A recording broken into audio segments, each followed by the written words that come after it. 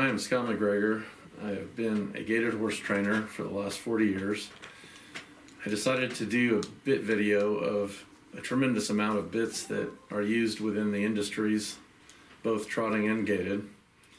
Just to give a background, I've trained many trotting breeds as well as gaited breeds. I've won a tremendous amount of world championships. So what I'm trying to do is bestow into a video some of the knowledge that I've acquired through the years and give descriptions of why something's used or why not.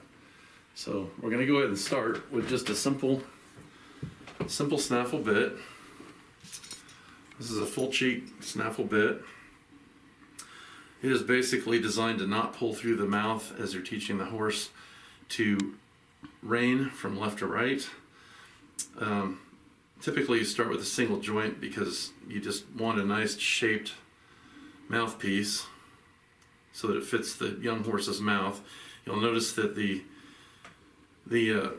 cheeks are not as big on this bit as they are on an adult horse bit, and it's specifically made for small horses, so I use it for babies. It's simple, it does the job. The next snaffle bit is your typical O-ring snaffle, single joint. This is a common bit also to work with young horses. However, this design does not have much curve in the mouthpiece. So that's something to always really keep concentrating on, is that when you have a snaffle bit, you want the mouthpiece to have curve in it. This happens to be my multi-world champion horse Ovation for Ozzy's bit that he likes. This is also his bit. This is his show bit. This is a Springer Satin X, and it's a brand new bit that they just released, made of stainless steel. As you can see, it has a small joint, which is really super important on a snaffle bit, and it has a really good curve to the mouthpiece. So the next style bit that shows up, usually in a progression, is a double jointed mouthpiece. This is your atypical bit that you find at Tractor Supply. You can see that it doesn't have a lot of shape to it. It's thick, it's bulky, as compared to another Springer Satin X. It has small joints and it has tremendously good shape. So it fits the mouthpiece. The mouthpiece fits the shape of the tongue, the lip corners, and the general design that goes within the mouth, so that you're putting something in the horse's mouth that's comfortable to him. And that's what you really want to start with. Is the more comfortable a horse is when they begin, the easier it is to start building a language of communication with them, of pressures. So to go from that same general idea, we can go with this is probably the most expensive bit I've ever purchased. It was over $200. It's a Lorenzini titanium bit, full titanium. So it weighs absolutely nothing. It has so little weight to it that the horses don't like it because they can't feel it. So that's another thing that shows up. You can actually try to do something that's nice, and it goes so nice that they can't interpret it anymore. So this other bit is a Toulouse titanium coated bit. So it uses the same titanium touching the horse's mouth, which creates salvation. It also has really good shape, but it has weight, so that the horse can interpret what's happening in its mouth. Now, bits that are really popular with the dressage industry are Springers. You've already heard me mention 2 Springer bits. This is a Springer's main go-to bit. It is designed to have an angle through the center links so that the joint lays perfectly flat within the mouth and the cannons curve back to the rein. So it's basically taking the design one up. Super great bit. This is a RX Dynamic, is its model name. This is another Springer. It has very unusual cannons. The cannon is the bar part of the mouthpiece. It has unusual cannons in that they're not round. They have a teardrop shape, so that when a rein is being used, the horse can feel the teardrop shape of the cannon moving in its mouth and can interpret the signals better. If you look at it flat on, it has a very wide profile in the mouth. You'll notice that the center link is dropped so that the center link is in a line with the bottom of the bit, keeping the tongue as comfortable as possible. So I really like this bit. Some horses like it, some don't. Ironically, some horses don't like the alloy. It makes them salivate too much. When I put it on my own horse, his whole chest was covered in saliva, so it overworked really. This is another very interesting bit. It was designed to give more tongue relief, which you don't want, because the minute the tongue isn't involved in the mouthpiece tends to do things that aren't asked for. So what this mouthpiece does, because of its shape, is it collapses and puts too much tongue pressure, because it drops the center link on the tongue, because the bit is held by the cheek corners. So the cheek corners are holding the mouthpiece wide at 5 inches in this case, and because of how strong the cheek corner muscles are, the cheek corners basically push the center of the bit down into the horse's tongue. So that's a design that was tried to be made good that I don't think worked out particularly well. This is a very interesting design bit. It's called a Dr. Bristol, also a loose ring. All these are loose rings for dressage. Dr. Bristol based this bit off of a French link.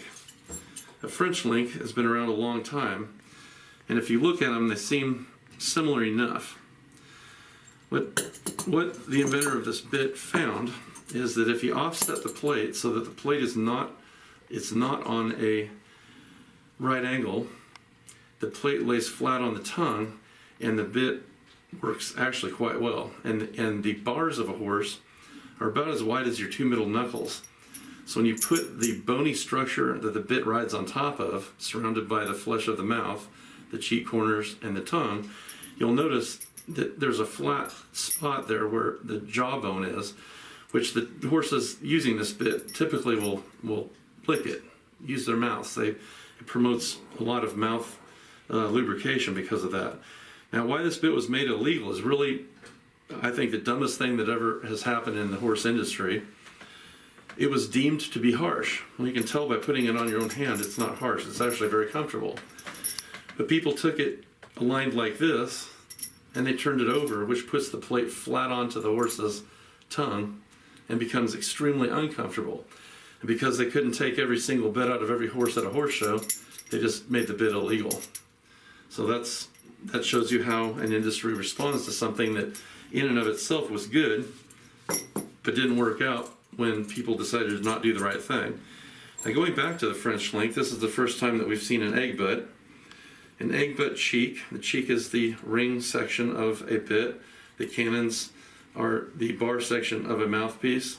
And of course your center link or joints are in the middle. So this egg butt bit is a French link, and the French link rides flat onto the jawbone. Now, why I don't like them, and why I almost always prefer the Springer design, is that these rings right here are edge on to the tongue and the jawbone.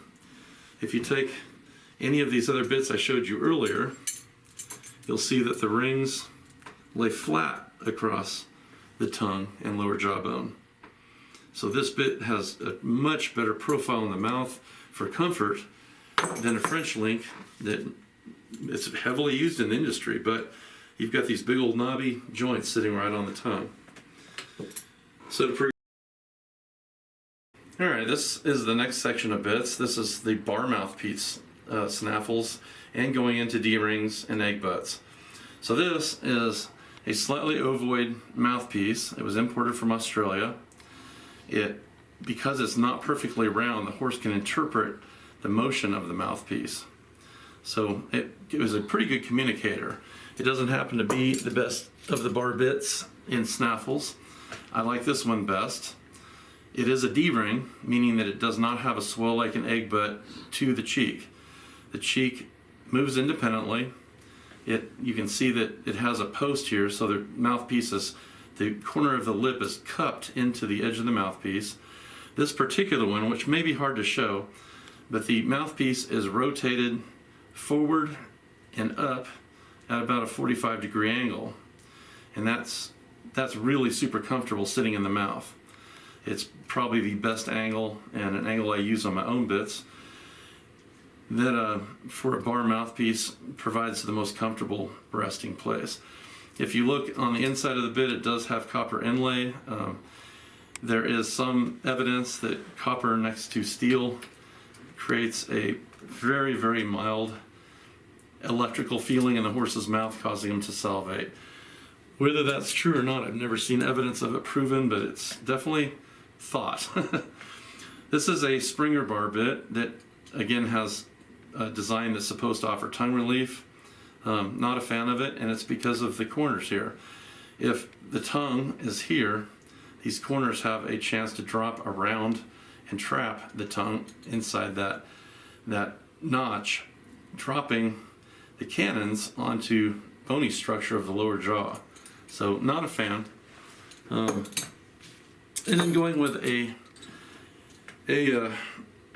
half cheek. A half cheek is considered to be a driving design, so the bit doesn't pull through the mouth of a driving horse. I use this bit very often in breaking horses that don't like a single joint. So this would be maybe a horse's second bit that I would use. It's a bar. It's always going to be a bar. It can't stop being a bar. So the horse very quickly learns that the mouthpiece doesn't need to be played with. It's simply there communicating. So it tends to quiet a horse's mouth that needs it or likes it. There's many horses that don't like bars because they are unable to forgive mistakes, because the bar is always going to be a bar. Whereas if you have joints can absorb unintentional pressures. So this rides with finesse, but because of its shape, it doesn't tend to ever get into trouble where it's going to hurt a horse's mouth as a straight bar would do. This is the first egg butt. It's the second egg butt that I've shown. This is a good example of one I don't like. It is far too wide. It's hollow. So in the process of making a hollow mouthpiece, it's gotten far too wide, and it basically makes it where the horse can't shut his jaw comfortably. And a lot of horses don't like it. So thought that was important to mention. Not only that, but it has a tremendously large centered link. Going back to D-rings. So D-rings, again, you're looking for curve in the mouthpiece. Anytime you have a single joint, you want to have nice curve in the mouthpiece. Now, it is a wives' tale that a single joint can go up and smash the horse in the palate, the top of the mouth. You can't move forward as you're drawing back. It's impossible. There's x-rays easily attainable on Google that will prove that, but what it can do is it can offer an uncomfortable angle where the angle is turned into a right angle. Now remember, the cheek corners are way out here holding it open, but if you pull hard enough, you can close it to a point, but it can never go forward. Taking the exact same design, a D-ring jointed bit, you can see that this one has more angle. So this one's approaching a much more comfortable design inside the mouth. This one also has the copper inlay on steel, so it has that funny tingling sensation. If you actually put your own tongue on it, you can feel it. It's very, very slight, but it's enough to make the mouth salivate. So that gives you a general startup with these bits that are considered to be normal, and within the range where most people wouldn't complain too much about them. The next bit in line is called a hang snaffle. It's called a bocker bit. It's called a Phyllis snaffle. It has lots of names. But the principle behind it is when it is hung from a horse's head and inserted into the mouth, it does not let the mouthpiece drop. So to illustrate that, I'll just I can just actually do it by grabbing another bit. If I hold this bit, the mouthpiece drops, which is why when you're using a bit like this on a baby, the horse can learn to flip his tongue over. So if you find that a horse is having any tendency to flip his tongue over, you just grab a hang snaffle, and no matter what, that mouthpiece will never drop because it's supported by the crown piece. They do come in different lengths. can see that here is another version of the same exact bit. The length does not matter. So long as there is a ring above the mouthpiece, it will hang.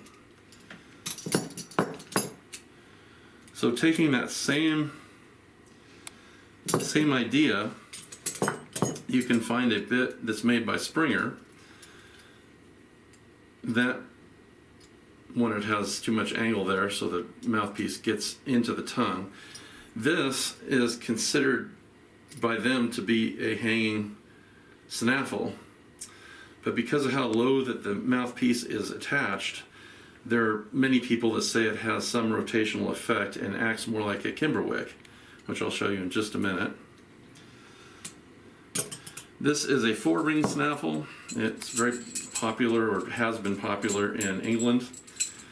If you really get down to it, it works a little bit like a hanging snaffle, if I can actually get it to be like it would be in a horse's mouth. So your inner rings go to the crown, your outer rings go to the mouthpiece, go to the rein attached to the mouthpiece. So it does act like a hanging snaffle in the horse's mouth.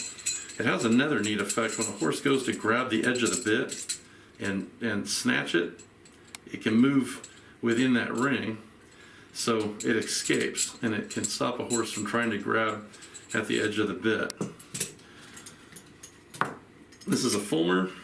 It is very similar to a full cheek. It has a swell going to the cheek. It has an independent ring, unlike the hanging snaffle.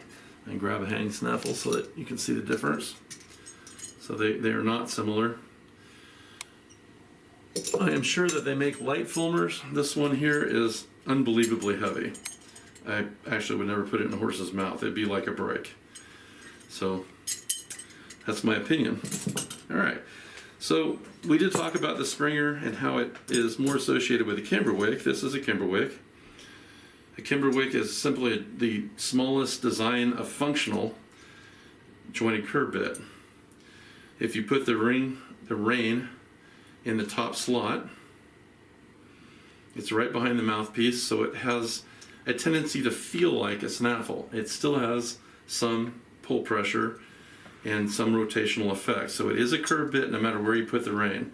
You can put the rein in the bottom slot. Now you have about a 1-inch shank bit. You can put the rein around the D, and it acts about like a 1/2-inch drop into a curb.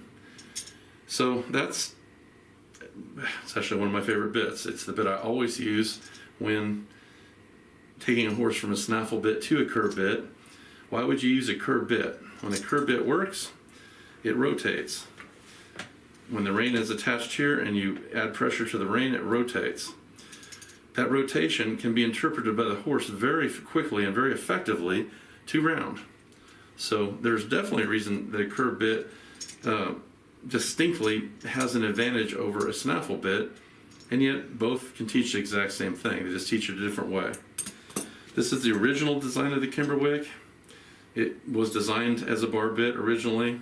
You can see it's made of never rust alloy. It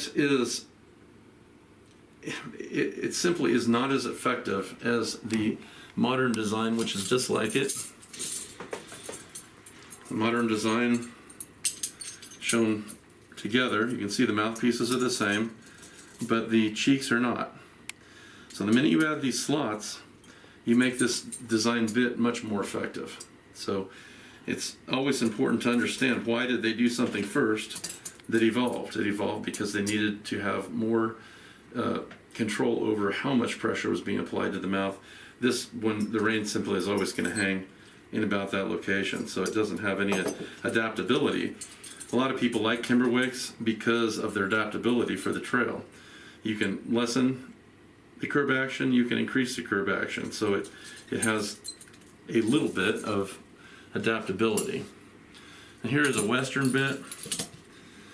This is a correction mouthpiece. I do not like them. I think it might be obvious why. You can see on the cheek it does have slots, so it is actually designed to work like a Kimberwick. The crown would go here, the rein down here. The reason I do not like a correction mouthpiece, when it's in the mouth, it is rotating. It's a curved bit, so it's rotating. And it's rotating these very sharp corners into the tongue. At worst case scenario, the tongue goes squish up in here, and now you're directly on top of the bars. The bars are super sensitive, very narrow ridges on the lower jawbone. They're about the thickness of a butter knife. They have a tremendous amount of nerve tissue on them, and I can promise that if metal hits them directly, the horse is going to be very unhappy and start tossing his head up in the air. So if you see a horse tossing his head, it's probably because the mouthpiece has disallowed the tongue from doing its job, which is to hold the mouthpiece and interpret pressures. So a horse wants to feel the mouthpiece with the tongue. So when you hear people talking about tongue relief, what they're really talking about is putting pressure on the bone instead of the soft tongue. If you put your own tongue to the top of your mouth and press as hard as you can tell yourself how strong your tongue is. And it's easily able to hold against your hands when combined with the corners of the mouth, which are also a tremendous muscle. So you take the tongue and the two corners of your mouth, that's enough muscle to hold against a mouthpiece. If you allow the tongue to fall up inside a bit, you've now put that mouthpiece on bone. So, to me, not nice. This is an Imus bit. It's also a Kimberwick-ish bit in its form here.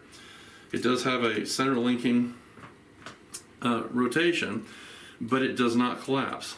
There's no give, so this is going to ride like a bar, but it does have interpretable motion through the ability to rotate only one half of the bit. There's a couple reasons that I'm not a fan of this particular bit. One is it's very heavy. Two, it has too much bend here in the corners of the cheeks, and it tends to bring in the corner of the cheek into the teeth. Now, is this always going to happen? No, but it can happen. And when the cheek is shoved into the corner of the lower molars, it tends to ulcerate the cheek. So that's my personal belief. I think I've plenty of evidence to back it up through personal experience as well as experience of my peers. And you will find a horse tossing their head in this bit design much more often than with other designs. And I think it really has to do with the extreme bend here in the cannon.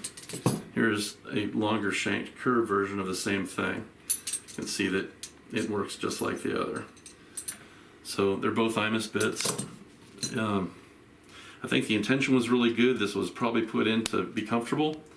I just think when it was used in a practical way that it was too much bend.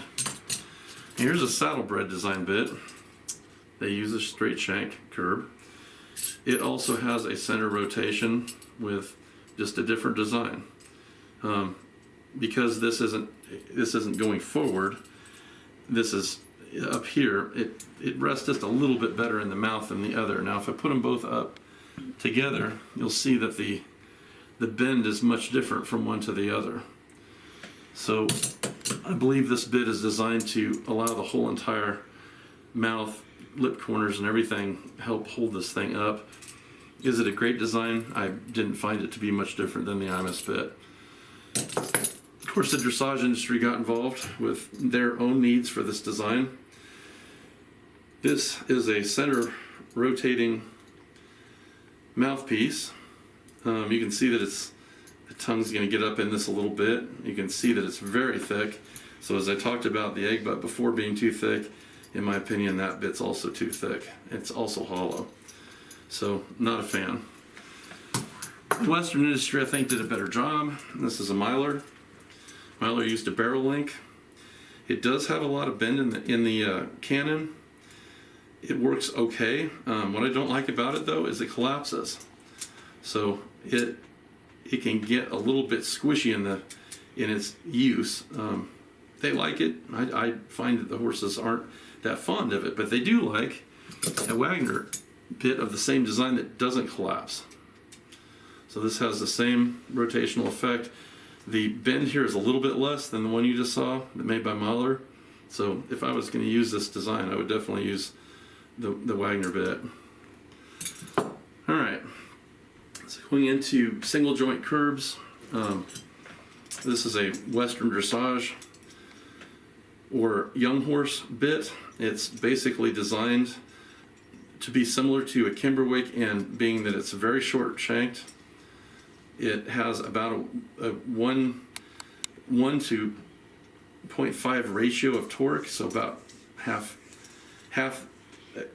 multiplied again by torque. So it's super nice on the mouth. It's super small. Works really super well. This is actually my design. It was designed for Western dressage to get away from having really long shanks. The J, it's called a J shank.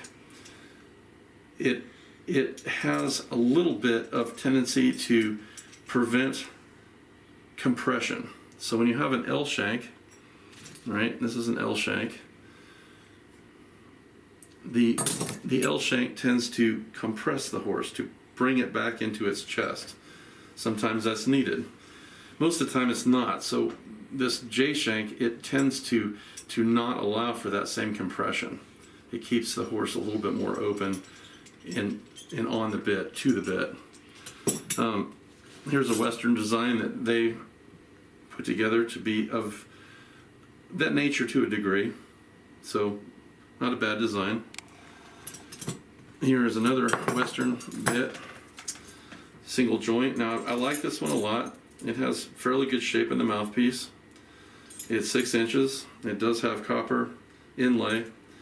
I actually find horses like this bit a lot. It's a bit that I use a lot in training the adult horses. It's the longest shank that I would actually use on my horses. So that gives you an idea of the range at which I would train. I use snaffles as well as many curb designs. Here's about the same bit. The only difference is purchase height. The purchase is the part of the shank that's above the mouthpiece. If you put these bits up together, you can see that this purchase is lower. If the purchase gets too high, it does lessen the torque to the mouth, but it also lifts the curb chain higher onto the jawbone. And when the curb chain comes out of the chin groove, it tends to, on a young horse, on a 3-year-old, it can be on very sensitive bone where the molars are coming in and cause a lot of head tossing. So you just, in general, you do want the curb chain to be in a chin groove. You want it down on less sensitive tissue that's right behind the chin of a horse, as opposed to being on the more hard jawbone. So the purchase height is very important to look at any bit.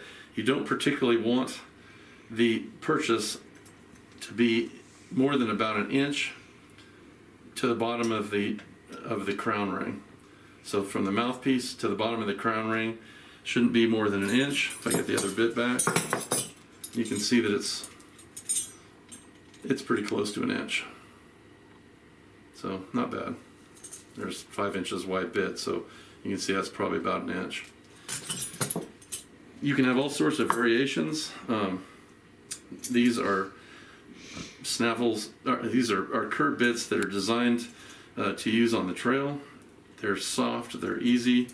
That's a 3-ring. This is a 4-ring. So you can see the 4-ring was specifically designed to compete with a bit that's called an Argentine curb.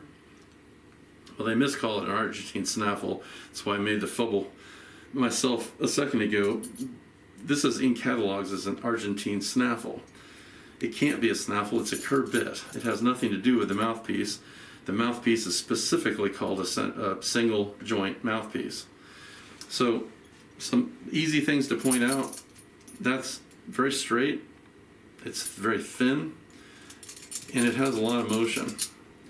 So this bit is also one of mine. It's called a 4-ring, MacGregor 4-ring. It's designed to have more bend in the mouthpiece. It's designed to be much more solid in its cheek, so there's very little motion versus this.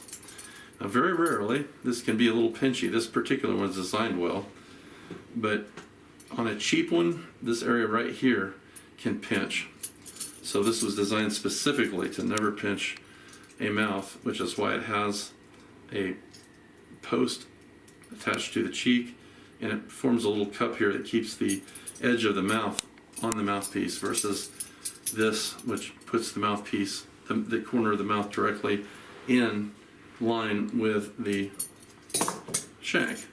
So just sticking my finger right here and just doing that, it's actually pinching my finger. So while it's subtle, it pinches. So it's a design that I tried to improve, and I think if they were used one after the other, you'd find that this is a much more comfortable design for the horse.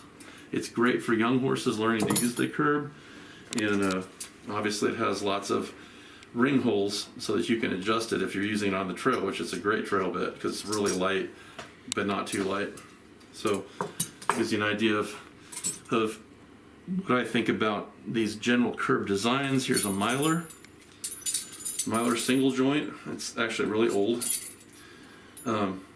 Again, I think it has too much bend, and when it's in the mouth, that angle, you can see the angle yourself. That angle is going to shove the cheek into the molar.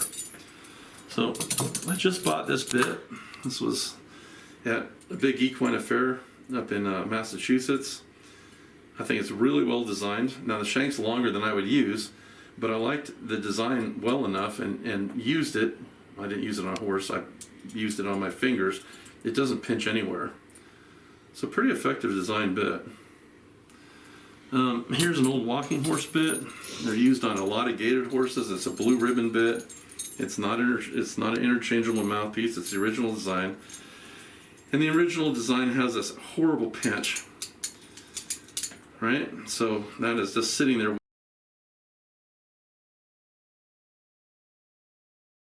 waiting to destroy the lip corners. So these are always have to have these bit guards to keep the cheek from going into that pinch. So super important. Always check the way that the mouthpiece joins the shank. If it pinches, you're going to get a head tosser. So best to do whatever you can to prevent it, mostly by design, which again, it's why I made that design. And so it doesn't pinch the corner of the mouth, and it's functional on the trail with adaptability. Now here's a bit that's used on quarter horses a lot. It's called a junior cow horse.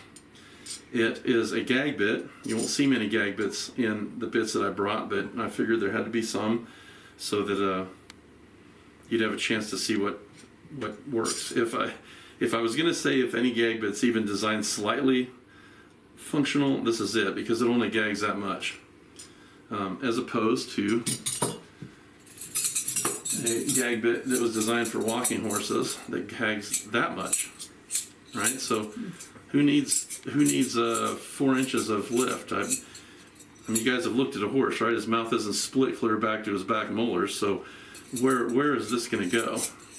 So you can have simply too much, and then you're squishing the head. You're giving pull pressure against lifting mouth pressure, and you're squishing the mouth, which the horse interprets as offensive, and then he starts leaning into the bit, trying to hold the mouthpiece down, and you've just taught your horse how to really bear into a bit. This is called a stick bit. It's 9 inches long. It was designed for gaited horses. It is an L shank, so it tends to compress.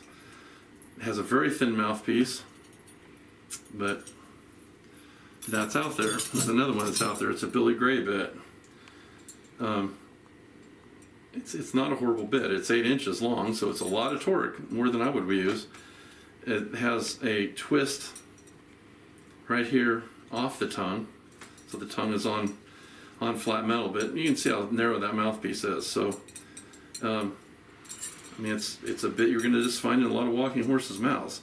Now you're going to find a lot worse stuff in horses' mouths, like a double twisted mouthpiece.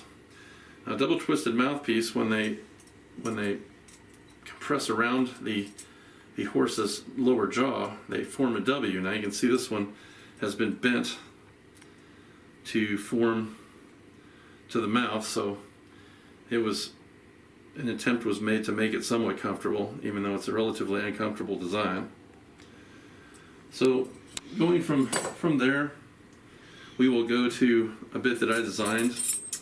This was a rehab bit made for horses that had terrible mouth problems. It's called a MacGregor remouthing bit. It works in a very interesting manner. This doesn't show up very much in the study of bits, but the two mouthpieces form a plane, and as the bit rotates, the plane rotates. As the plane rotates, the horse can interpret that rotation without the mouthpiece coming into contact using pressure. He can interpret the rotation. It has multiple joints in the mouthpiece so that it forms around the lower jaw comfortably. The center is wide enough to lay flat on the tongue and not cause intense pressure. So it was designed to be as comfortable in the mouth as possible and yet offer this planular rotation that the horse that had been damaged in the past can interpret in a new way. It also, because it has two mouthpieces, the top mouthpiece places the bit and the bottom mouthpiece tends to go below previously damaged tissue. So you can actually retrain a horse that's had pretty horrible mouth damage effectively and not hurt him. Here's another shank design that when I was designing the bit, I tried many shanks. I went with this on the market because it cannot be put into the mouth. You can see that here's an L shank. If you line them up, they're identical. One just can't go in the mouth. So there is no difference between how the horse interprets the bit, but there is a lot of difference in what the bit is doing outside the horse's mouth. I also made one for Western. This was specifically for a horse that grabbed the shank. So I went with a really drop back design. It's the same bit though. So same rules. I had a horse that didn't like the joints. So I went with 2 bars. This started getting more toward being past my comfort zone of creating something that could be interpreted without causing any other problems. This one can be a little bit rough in the mouth because it's 2 bars. They're flat bars. It doesn't shape to the mouth.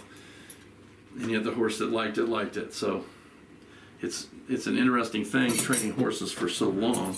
You find horses that make interpretations that don't match what you think they're going to do. You think that they're always going to go with the most comfortable thing. Sometimes the most comfortable thing can't be interpreted correctly, so that the horse actually prefers something of this nature where the interpretation of what the cue was asking him to do was obvious, but the actual bit wasn't particularly as comfortable in the mouth. That's how things work sometimes in training. This is an old walking horse bit. It's a blue ribbon. Same thing. It's got a huge pinch. This just happens to have a bar mouthpiece, so you stick these rubber bit guards or leather bit guards to protect the horse's mouth. This is called a butterfly bit. It's just a curve that showed up in the Western market. It's way too flimsy, and the horse has a hard time interpreting information. So I found it to not be particularly effective. This is another bit that showed up on the market. It is designed well. It's actually got a mouthpiece of 45 degrees. It has short shanks. You would think that the horses would love it. It's too thick. I found that most of the horses found that they were having their mouth invaded by too thick a bar. So even though it was designed really well, this is too thick. Your atypical dressage Weymouth. Of course, it does have a center, so it asks the tongue to be in this range. There's nothing special about it. It's probably the most comfortable Weymouth there is. This is a military shank designed the same way. Now I have bits that were designed by me, which you'll see in just a second. They use this shank design, and I'll go into detail as to why. This is another Weymouth that's too thick. It's hollow, too thick. So getting to my bits, this is called a MacGregor releasing bit. Why? When the shank is resisted against, the horse pokes his nose up and it creates an angle to the rider's hands through the rein. When the horse rounds and gives, it aligns the bottom of the shank with the rein, and it releases the length, right? This is 7 inches. When the horse aligns, it drops to only being about 4 inches. So it goes from probably a 1-to-3 torque ratio to a 1-to-2 torque ratio. So the horse literally relieves the pressure in his mouth by rounding. That's super important because when the bit releases that torque, the horse cues in very quickly that if he rounds, there's no particular pressure in his mouth. It's been really popular with gaited horses. I think it's going to probably become popular with quarter horses also because it's really an effective design. It's not identical to a military bit, and this was designed by me also that I showed you earlier, the solid version of it. I was testing to see if this was necessary. The actual military bit that was used in the 1890s has a half circle with the ring being here, and it doesn't cause the releasing effect.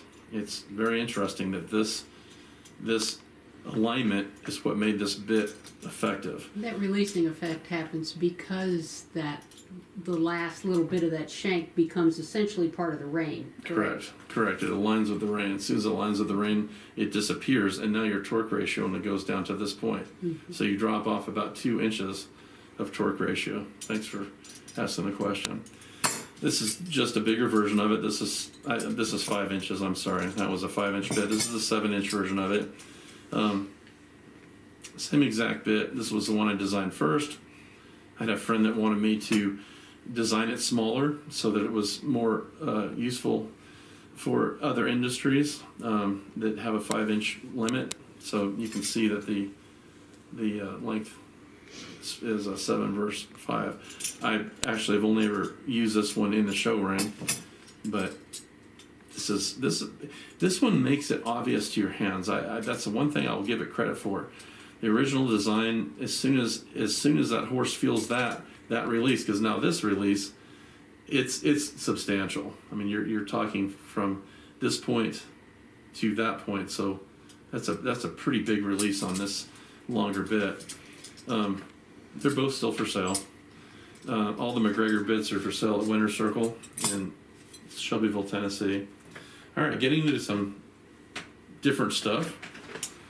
This is a saddlebred whistle bit. It's a pipe bit. It means a pipe is over the top of a bar. In this case, it's a steel bar with a brass mouthpiece. Has that slight electrical thing that I talked about earlier. This is for a really dry mouthed horse. When a horse's mouth is dry, the metal of any mouthpiece tends to stick to the tissue. So this bit was designed to not have any rotational effect inside the horse's mouth. So if you take a little western curve and you put it in your hand and you push against it, you can feel it. There's a tremendous amount of grabbing of the skin.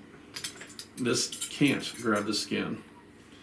So if you take that design that is designed for a saddlebred, here's one that's designed for a walking horse or a gaited horse.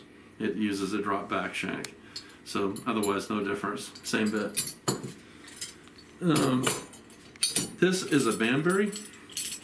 Banbury also has no rotation of the mouthpiece, but it has independent shank movement. So if I take this versus, thank you, if I take that versus this, you can see that when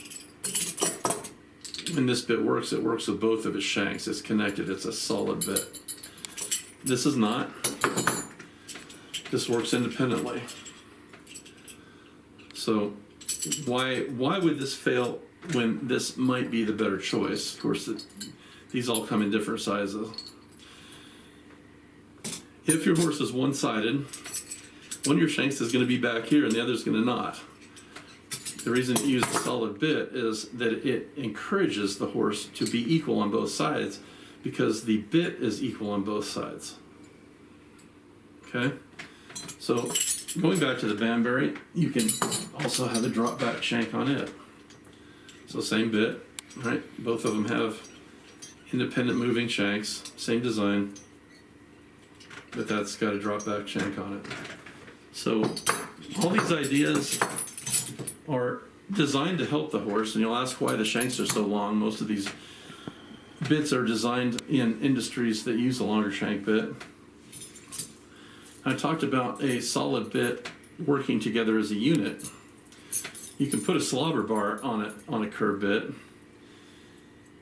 and as the bit is being used, it brings both sides of the bit together.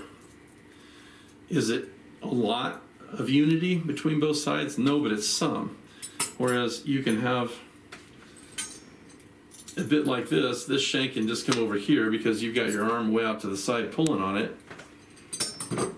This one can't. It's going to stop itself. So the bit doesn't fall apart when the reins are used laterally. Is that important? It has its uses. But all designs of any bit you'll ever see on the market, somebody thought was useful for something. What I'm trying to show is a group of bits that have had more usefulness than the ones that start getting more severe. When the bit gets severe, the horse starts protecting himself against the bit. Once you build up a relationship where the horse is protecting himself against the bit, you no longer are teaching the horse to communicate with you. You've taught the horse to protect himself from you.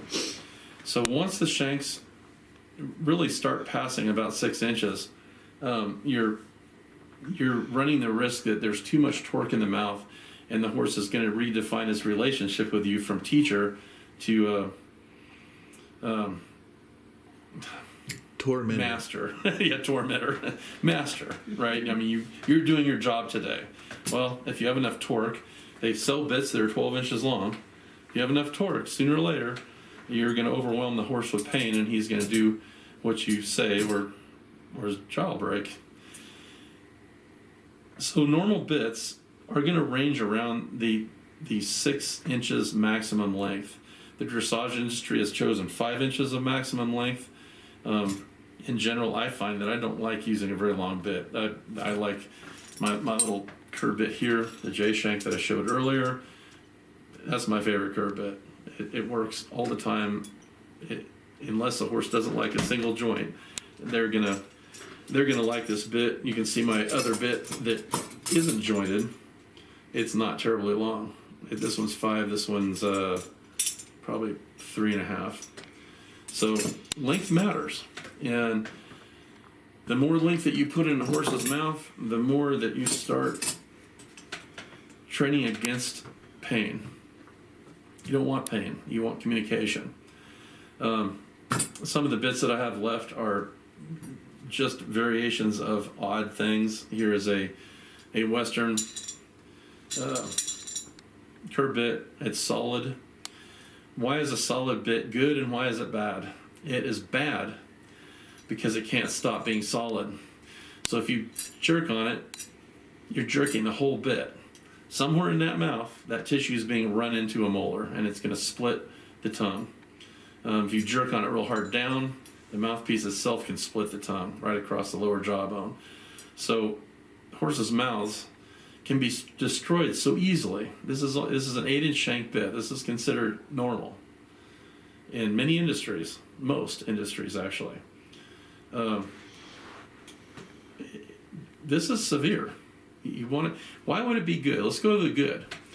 Any pressure applied to the shank can be felt.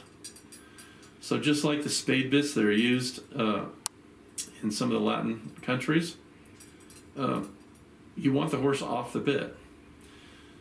I don't want the horse off the bit. I'm more interested in working with dressage and Western dressage. So I want the horse to have communication on the bit. I don't want him off the bit. They succeed with having the horse off the bit because many of their rein aids are just movement. So if you get a really good reining horse or cutting horse, in all honesty, the horse isn't using the bit. So it has much less impact on them to have a bit like this than it would a gaited horse that's using 2 hands and steering with both hands. Much different application. Here's your local 5 and dime curve bit. I brought it to show you what a cheap curb bit looks like. It's not designed terrible, but if you remember about the tongue slipping up into there, it's still tolerable. It's not going to drop onto the bars too much, but a little bit. I talked about gag bits. We showed the junior cow horse gag bit that had a little tiny bit of gag action, so about an inch of lift. That might communicate what they need. What they're using that bit for is to keep the horse from diving down, getting his head too low as they're going around a barrel. It would be a good, for instance, going around a barrel, the horse is in a good, strong lope at that time. And if he drops his head down too much, he can slip, he can fall forward. So they use that little bit of gag to just counter the horse diving his head too much. I understand that. That is a needed training technique that I could see would be useful. Here's a Western gag bit. So just like I showed the English one earlier, you don't need 4 inches of gag. It can't help you, and it can only make the horse upset. I showed you a saddle seat version of the same thing. It's too much. So if you go back to the junior cow horse bit, it is communicating within a range that a horse can interpret it and use it effectively. One of the other mouthpieces that can show up is a chain. Is the chain comfortable? Well, this is a flat link chain, so if I can flatten it out, you can see it. It lays across the mouth comfortably. Not bad at all. I've had one horse that thought this bit was fantastic, just like you see it, not wrapped, just like it is. Where this bit becomes bad is if you pull one rein. The minute you pull one rein, it becomes a saw. It grabs tissue, it pulls the tongue into the teeth. It can come through the corners of the mouth and be abrasive enough over a ride that it can cause an ulcer at the corner of the mouth. Why is it good? Because it has a lot of links that can shape to the mouth exactly. So that particular horse I had that liked it for that reason. It shaped to the mouth. It didn't interfere. Horse probably had a lower palate design in its mouth, so this stayed out of the way. Why is this another reason why this is bad, and why gag bits tend to be bad? I can hold this mouthpiece completely firm, and I can move the shank almost 6 inches with no communication to the mouthpiece. Now, if the horse has learned through his whole entire life to communicate with the mouthpiece, and all of a sudden this doesn't communicate anything until the curb chain under the jaw bottoms out, and then the only thing it communicates is pressure. Right? You can't really do much side to side because it'll catch the mouth. So this bit has very limited use. As we were talking about the gag bits, same thing. If this mouthpiece moves when I pull on the shank, I can have a lot of movement. When does the movement stop? When the mouthpiece finally stretches the corner of the mouth up high enough that it can't stretch anymore. And then it finally bottoms out and communicates something to the horse. Well, by that time the horse is pissed because his mouth now looks like the Joker. All right, so this is a typical Western show curb for Western pleasure. Nice design, got a little cricket. You can see the bottom of the mouthpiece is not formed with a big port. This is called a port. I didn't mention that. So these are the cannons. That would be a port. That's only relevant to non-jointed mouthpieces. So this doesn't have anywhere for the tongue to disappear up into, but it does have a port. Now, what does the port do? This port rotates in the mouth, so the horse can interpret that rotation. This would be consistent with the spade bits, but it would also be consistent with this rehab bit that I showed you earlier, where it has 2 mouthpieces. They can interpret the motion of a plane moving within their mouth, and they can choose to go with the plane rotation. So is this good or bad? It's just different. It's It's a very tight bit. It's not made to ride two-handed with. You can see that it would actually have a chain that would be going to a ring. I took it off. It has no use to me the way I use it for demonstrations. This bit is made to be one-handed on light contact. So you're one-handed, light contact, using neck reining, and it's functional in that regard. Use this bit two-handed, and all of a sudden it's too solid. It's got way too much width here. So this is going to go up and knock the horse up in the palate or the mouth if it over rotates. And that's why it's not meant to use that way. It's meant to use one-handed, so there's just soft guidance being used. You hand me that. And the last bit I'm going to show you in this set is just a really super cool bit I picked up from Portugal that has dragon cheeks. And I thought it was cool. I've never used it, obviously, it's too shiny. Yeah, it's a pretty standard port. I like the dressage ports. If I was gonna say what I like best, I like this best. I think the dressage people designing the Weymouth did a great job. So that is the end of this section. Thank you again. My name is Scott MacGregor. Like I said, I have been collecting bits almost as long as I've been training. I had a really neat guy that was fixing my saddle hand me a couple handfuls of bits when I was a young kid just starting training. And he said, here, you might like these. They're different. You'll get to see some of them in a bit. I think that you should know how good bits work, and I think you should know how bad bits work. Bad bits would be anything that pain overwhelms communication. So that's my theory. You've seen a huge presentation. I appreciate you watching to the end, and there'll be a part 2. Thank you.